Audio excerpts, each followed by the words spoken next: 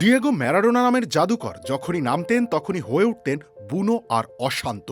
অদ্ভুতভাবে তার মৃত্যু নিয়েও চলমান বিচার কার্যক্রমও হয়ে উঠছে ঠিক ততটাই উত্তাল। 2020 সালে ম্যারাডোনা পরলোক গমন করেন। হার্ট ফেইলিওর আর ফুসফুসের জটিলতায় এই কিংবদন্তির মৃত্যু হয়। তবে অভিযোগ ওঠে তার ব্যক্তিগত চিকিৎসক লিওপোল্ডো লুকের চরম অবহেলার কারণেই 1986 এর বিশ্বকাপ জয়ী তারকার এই পরিণতি।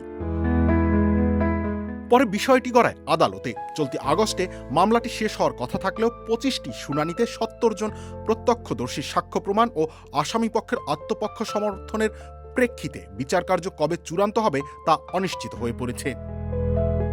এদিকে আইনি লড়াই আসামি ও রাষ্ট্রপক্ষের আইনজীবীদের আচরণও রীতিমতো বিস্ময়কর হয়ে ওঠে।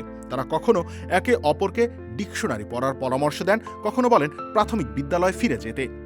আবার শুনানির সময় বারবার প্রধান অভিযুক্তের হস্তক্ষেপের বিষয়টিও বিচার কার্যকে একরকম বিদ্রূপে পরিণত করে। এমনকি লুকে আইনজীবীদের সহায়তায় আদালত কক্ষে ম্যারাডোনার ময়নাতদন্তের কিছু দৃশ্যও দেখান, যা দেখে ম্যারাডোনার কন্যা কাঁদতে কাঁদতে সেখান থেকে বের হয়ে যান। তবে এই উত্তপ্ত আবহেও আছে কিছু বিচিত্র মুহূর্ত।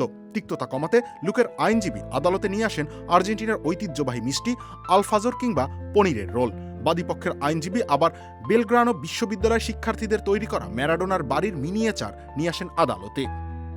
সবচেয়ে বড় চমকটি ছিল খোদ এক বিচারকের বিরুদ্ধে। গোপন তথ্য ফাঁস হয় যে তিনি এই মামলা নিয়ে তথ্যচিত্রে অংশ নেয়, নতুন করে শুরু করতে হচ্ছে সবকিছু। 70 জন সাক্ষীর জবানবন্দি নেওয়া হলেও এই বিচার কবে শেষ হবে তার কোনো নিশ্চয়তা নেই। সারা জীবন ফুটবল মাঠে ডিয়েগো যেমন রোমাঞ্চ ছড়িয়ে গেছেন, তার মৃত্যুর মামলাও যেন একইভাবে রোমাঞ্চ ছড়িয়ে যাচ্ছে এখনো। ফুটবল বিধাতাই ভালো জানেন ম্যারাডোনার মৃত্যু রহস্য উদ্ঘাটিত হবে কবে। রুবেল ইসলাম রানী, খেলা 71।